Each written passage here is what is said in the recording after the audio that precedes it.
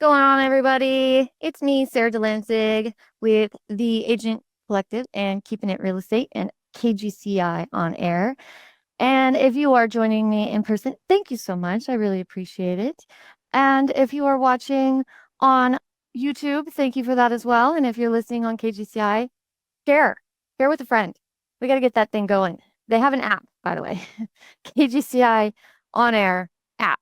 But you can also get this podcast wherever you get your podcasts, Apple, wherever the case may be, Google.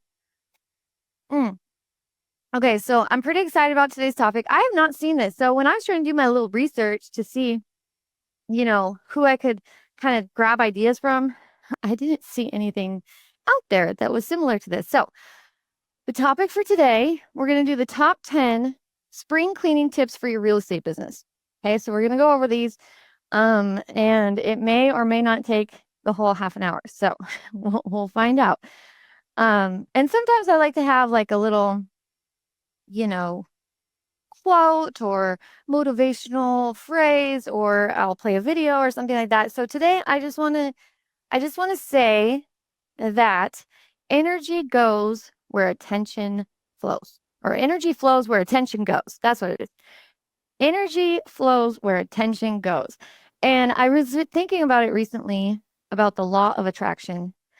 And I'm subscribed to Gaia, so I get all those videos about manifestation and like all of the stuff about, rewiring your brain and things like that. And I was watching something and they were talking about how if you go into a restaurant in another country and you don't speak the language and they only offer 2 items on the menu, and one of the options you really, really want, let's say it's a steak. You really, really want the steak.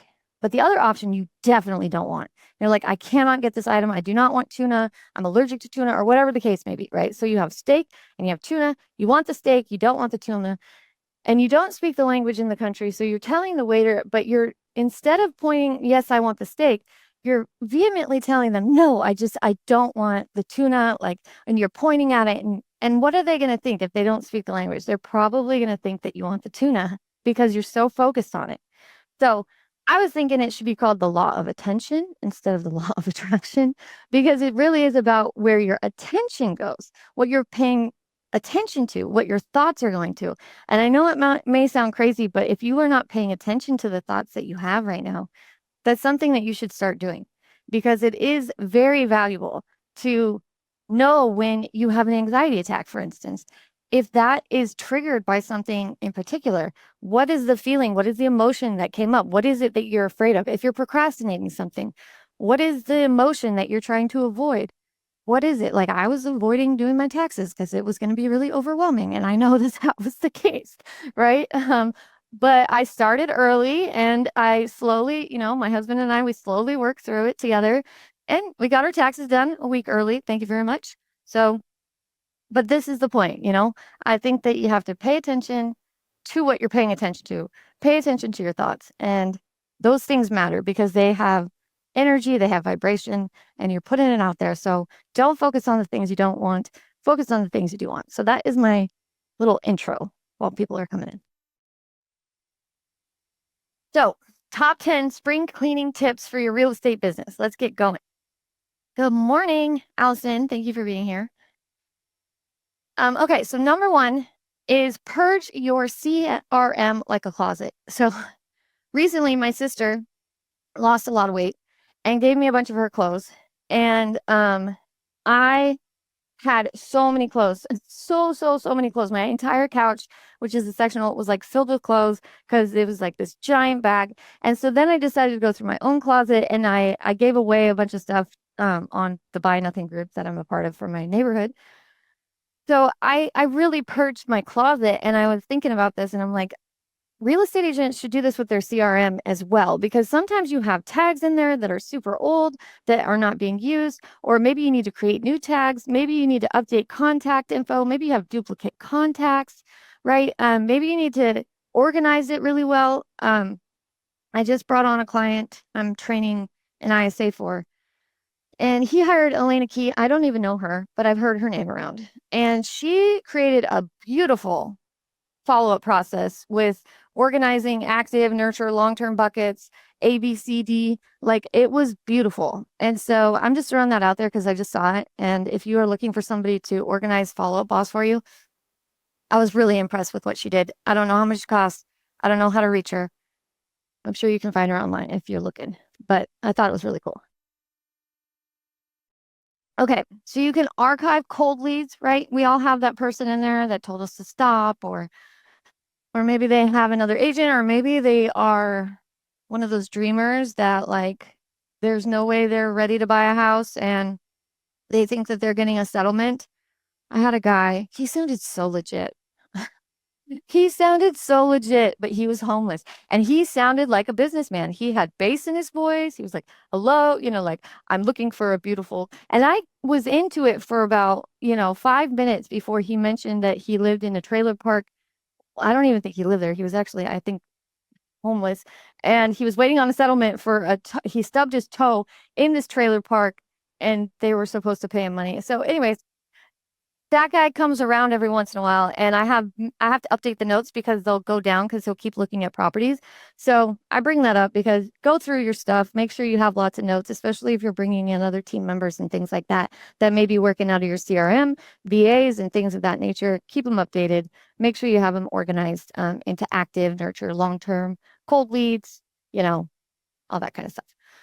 All right, so that's number one. Purge your CRM like a closet. Number two, detox your email inbox. This was another cool thing that I learned from my newest client. He has inboxes in Follow Up Boss that are for specific team members. So it's just to communicate with the team and everything that has to do with, like, let's just say you have a certain transaction with, you need the TC, you need the admin, you need the agent, and you need the team leader all in one area to go through the contract and go through all the items and everything. So he has an inbox for that. You can do offers, clients, escrow. You can organize it in the way that you see fit. I'm not going to tell you guys how to do it. You guys know what your business needs, but I think it's pretty cool to be able to go through your email. I'm constantly unsubscribing from things, calling it junk. When you call it junk, though, you just have to delete it later. You have to go and delete the junk folder. But if you unsubscribe, sometimes I think, though, when you unsubscribe, it's just a trick to get you to open it and stuff like that. But unsubscribe, clean it up. If you have really good email, you can usually get rid of stuff pretty easily. And I've been getting so many emails lately, but it's frustrating, but you got to just clean it up. Okay. So number 3 is going to be revamp your listing presentation or your buyer, your BVA, right? So lots of agents don't do this, but go through the materials, like, especially, I know a lot of you here have been in real estate a very long time, longer than me. And, and I've only been in it a few years, but already the materials that I originally came up with when I first started are not going to be relevant today. They don't work. It's a totally different market. And so I have to revamp, what it looks like, what it's saying, all that stuff. So give it a facelift, add new photos, updated stats, modern fonts and branding if you feel the need to. You want to make it feel like 2025, not 2020 or 2010 or something like that, right? So give your listing presentation an upgrade. And then number 4, we're going to go with clear out your digital desktop. All right, so organize your contracts, your marketing files, transaction docs into label folders. I mean, probably a lot of you do this. Back up everything to the cloud, though. Make sure that you're not losing anything. Organize everything in a way that makes sense to you and your team. Create SOPs around it. This is a big one that I think a lot of people don't think of. They don't think about how you need to create SOPs for your team to follow the procedures that you are putting into place. And so sometimes teams grow so fast that they don't end up doing that. And then the team just does the immediate urgent thing. And they're just like all over the place and nobody's consistently doing the right thing. So somebody might have it in SkySlope and somebody might have it in Brivity and somebody might have it in this and somebody might have it in that. And the transactions and the data and the reports are not going to match because everybody's putting something in a different spot. So make sure that you're creating SOPs as you go along.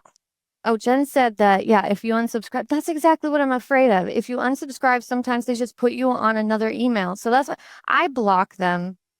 And I've noticed that sometimes you can do the phishing thing. Like, I swear, I get so many of these fake Amazon things. If you guys don't know, I hope y'all know, but always look at who it was sent from because so many people get good at faking these emails out there to make them look legit, like from Amazon or from your bank or from somebody else, right? And just make sure you look at who sent it because you can usually tell that it's a totally fake um, address. Okay, okay. So that was number 4. Clear out your digital desktop. All right, number 5, refresh your online presence. Update your bio, your headshots. Let me say that again. Update your bio and your headshot.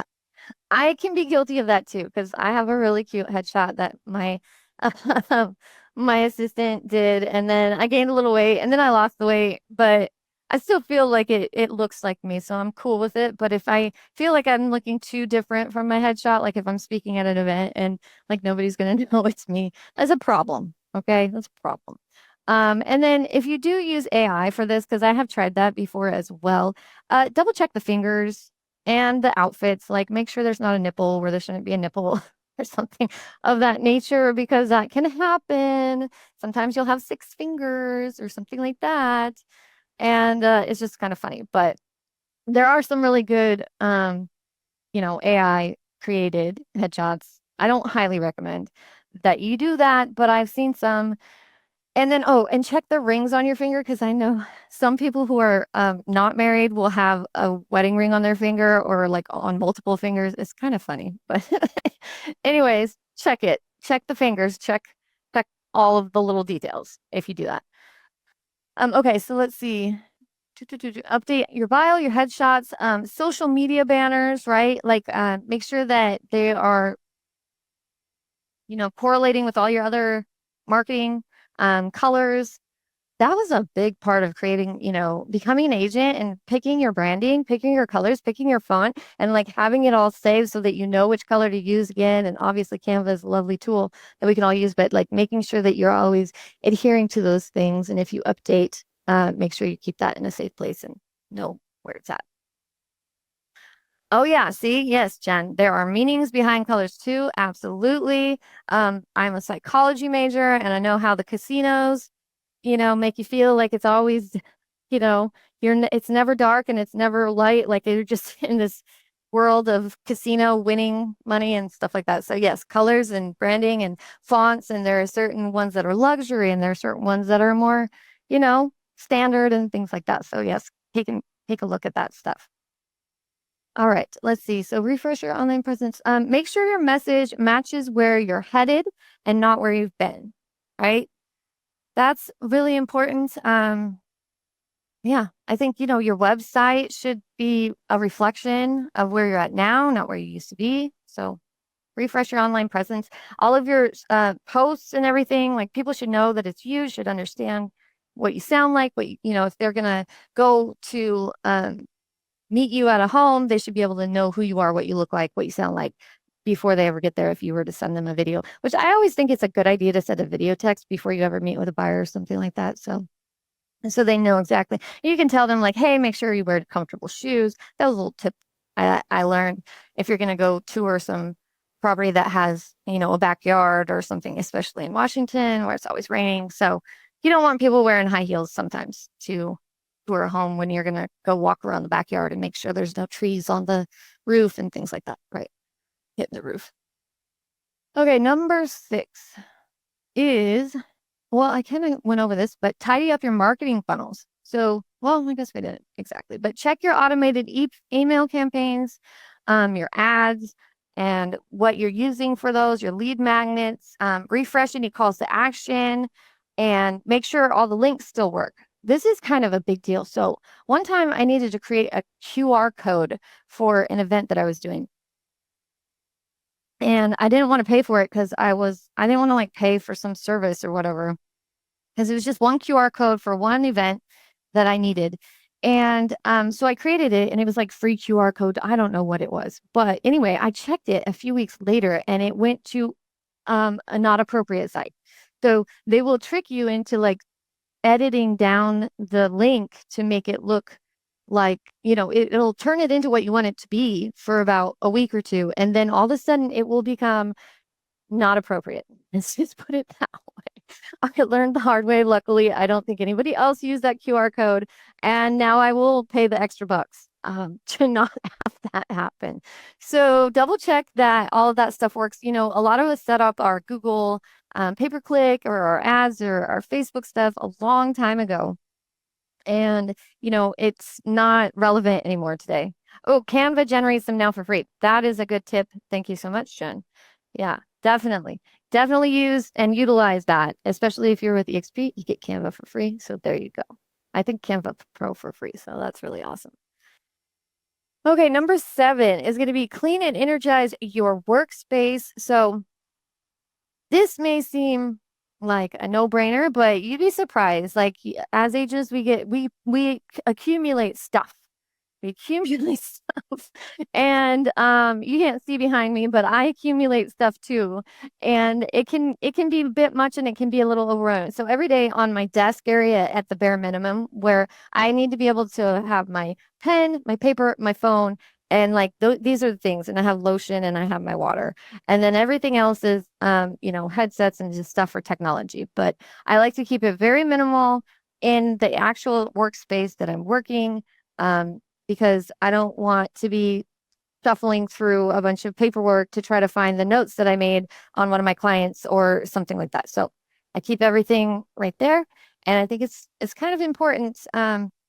Toss any old paperwork. I have a very hard time throwing away like old bills and stuff. I don't know why this is. I'm paranoid of like the IRS or something. I don't know what it is. But if you haven't opened a box that has bills from 10 years ago, in that 10 years is probably okay. But if you go through it, you might be surprised and find some kind of memory lane stuff, but probably you don't need it. Okay. I did find my marriage license, but it was in a box that was like meant for stuff that you actually save. It wasn't like just thrown in a pile somewhere. So, but yeah, go through your stuff. Wipe everything down, add something uplifting like a vision board. Vision boards, they really work. They really, really work. I remember Wendy Goss was telling me that she had a picture of a home that she wanted to sell, and then I got her a listing appointment for that specific home, and it was on her vision board. So very, very clearly, like that's the home I want to sell. And then I'm not sure if she did, but I'm pretty sure she did because I got her the listing appointment. So have a vision board. Plants are beautiful. Have fresh candle, something like that. Make sure you're lighting candles around. Don't have your papers everywhere that could get on fire. Be careful. Use safety. Okay. I think that's self-explanatory. So that was number 7, and we have number 8. Yeah, I probably won't go through the whole 30 minutes, but we're doing good. Okay, number 8 is my favorite. I don't know how many of you, I mean, I know Allison knows, but I'm big on setting intentions right now, like actually putting energy and attention towards something, right? Putting attention towards something so the energy flows into it so that I'm focused on the things that I want. So number 8 is set proper intentions and goals for Q2, Q3, and Q4. Okay. So don't just hope to grow. You need to plan it, right? A lot of people hope to grow and then they get in the comfort zone and they just, it's hard to get out of that comfort zone. So don't hope to grow. Choose 1 to 3 goals or intentions that align with your values. So you write these down, make sure there are clear and measurable steps for them, and then revisit them. So this can also be yeah, absolutely, Allison. One of my daily intentions, is to set 3 appointments. So Allison asks, can I give examples of intentions? It's a little different from a goal because a goal is something that you're putting, well, I mean, I explained this on one of them, but an intention is something that you are putting focus on and that you are putting action behind. A goal can be something that it's like, I hope that happens someday, that'd be nice. But the intention behind it is what makes you achieve the goal. So they work hand in hand, if that makes sense. So I try to set an intention every day, and I will say it like I'm going to set 3 appointments today. And then I work toward that until I do what I'm, you know, what I said I was going to do. So another intention could be, let's see, like I intend to um, make a certain number of calls. I can make 10 calls today, send out 10 texts today. I intend to, oh, let's hear it, Jen. You want to come off mute and tell us what your 2 kinds are? I'd love to hear it. Well, gotta be on the same page. So I'm gonna try to make sure that I'm following you. But like with intentions, I have several. So when I wake up or whatever I have for like July or for June, I have the goal, which is I intend to sell, 5, 6, 7, 8 or list, right? And I want this many buyers, right? But I also have the back end intentions. Like I'm going to finish my website, or I am going to purge 500 people out of my CRM. Or it's like you have the productive ones and then you have the ones on the back end. So I try to like have 2 or 3 for each. One is for sales and one is for, improving my business. Yes, I love that. So that's exactly right. And a lot of it is the intention is the action behind the goal. And that's what you're kind of saying. And also, you can have the intention to have just a good attitude. I mean, this may seem very simple, but waking up in the morning, and I went through a funk recently where I was like, I don't want to do this today. Like, I'm not in the mood. The real estate industry is pissing me off right now. I'm frustrated with it. Like, it just seems, and that's what I was attracting because that's what I was thinking for that period of time. So instead, I wake up and I'm like, I'm going to crush it today. It's going to be a great day. I'm going to get everything done right away. So I hope that explains, Allison, some of the intentions and the Yes, goals. it was very helpful. Thank you both. Love it. Okay. So, yeah, so choose 1 to 3 goals that align with your values, write it down, and make sure you have measurable steps to hit them. So that would be like doing the back thing. So Jen is going to have more success selling those homes if she is revamping her website or whatever the case may be, too. All right. Number 9 is audit your time and energy. Track your week. What tasks drain you? Pay attention to your energy. What's fueling you? What gets you excited? This is really key. So I've learned this my whole life, and I've seen it with my son right now too. He's 17 years old, and whatever you are passionate about, a 17-year-old can be a lazy ass. Let's just be honest, right? Like a 17-year-old boy can be super lazy, but when he has a goal, like he wants to go see someone or he wants to hang out with friends or something, then all of a sudden he can put all the action and intention behind that goal because he wants to achieve it, right? And so anything that you do that fuels you is a good thing. Like if it's fueling you, then you're in the right area. Uh, if you are unhappy showing homes and you're unhappy in real estate, it's not fueling you. And and you can go through ups and downs of this, okay, but you got to try to find the passion that originally got you into this, that made you committed to it in the first place, that made you want to do the 160 hours or whatever you had to do to get your license, right? What fueled you to become an agent in the first place? Find your why and figure that out. And then find the things that drain you and maybe outsource, automate, eliminate, delegate, right? Some people don't like making calls, hence my company. Okay. A lot of people don't like making calls. Okay. I loved it. I didn't like writing up contracts. I didn't like the legalese that was associated. I didn't like working nights and weekends. So that's, I found my balance and I found what makes me passionate because I get so stoked when I get a text from one of my clients, which I got 3 listings contract signed last week by my clients in 3 days, made me so happy. And that's what I get a high off of. So it fuels me to see my clients achieve what they need to achieve. And one of my intentions that I set in the morning is that people are going to pick up the phone, they're going to want to talk to me, and that they are going to be so excited to meet with my, clients who are agents that are going to show them homes and things of that nature. So that's funny. Thank you. Yes. We yeah, unfortunately. Yeah, I understand that. So Jen said, and we let all these people in your ear instead of having the two that everyone needs a place to live. It's true. That's the hard part. This is actually a very hard industry because there's a lot of comparison going on. There's a lot of like we're trying to figure out, and when we go to events, Jen and I know we go to events and people will tell us the market's going to crash. It's going to be the worst year ever. You better buckle down. You better do this. You better do that. Right. And that's not the attitude to have because then that's what you're probably going to get. So don't let those people get in your head. Don't give them a place to live.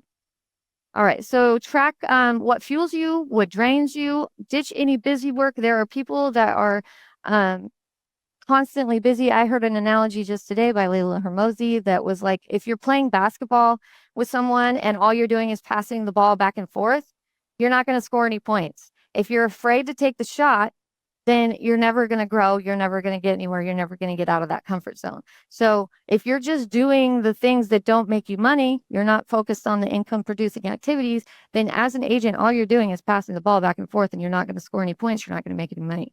So make sure that you ditch any busy work and double down on the things that get you the ROI. All right. Oh, busy work is the agent killer. The ones that sit around and create pretty presentations all the time are not to produce. It's so true. So that's funny that you say that, Jed, because I almost thought, I was like, I used to put these things into pretty presentations. Then there's nothing wrong with pretty presentations, but I haven't had the time to put it into a busy presentation lately. I've been busy. So anyways, that's a funny point. All right, number 10, and we're right on time. Celebrate the wins, big and small. So it's not just about letting go, right? It's about what you acknowledge. Celebrate your growth so far. If you've made it in real estate this long, however long it is, if you've made it, then celebrate that because this is not an easy industry. There's no guaranteed anything, right? We are all trying to figure it out. And if you're here and you're listening to this, then you're already on the right track. So celebrate your growth so far. Be excited about what's next. Put your energy and your focus on the things that are going to bring in the good. You know, spring cleaning is not just about what you don't want or what you got to let go of or what you got to get rid of. It's about what you're trying to bring in. It's about what are my next steps? Where am I going for after this? How am I going to let go of this negativity that I have from hiring a person and having to fire them right away or something like that, right? If you're a team leader like me, I just, you know, I lost my will to hire for a little bit, but I have hope in that again because I had to hire someone recently and now back on track and everything's fine. And now I'm attracting the people I want to attract again. So that is all that I have for all of you today. I thought this was really good. So hopefully you got some 10 tips for your spring cleaning, your real estate business or any business really, but there you go. Hopefully it was enjoyable. You guys have a good day. Thank you. And we didn't plan the shirts. I was gonna ask. I didn't get that was one of the first things I noticed. I did not even notice that. That's hilarious. I didn't get the flag memo. I love it, Jen. Thank you guys for being here. Have a great day. Bye. Bye. If you'd like more information or to get connected to the Agent Power Huddle, join our free Facebook group. This call was designed for the agents in our EXP organization, but open to any agent from any brokerage. If you're a guest and you're interested in learning more about EXP or our specific resources within the Agent Collective, reach out to the person who invited you to this call to get more info. Produced by the Agent Collective Media Network.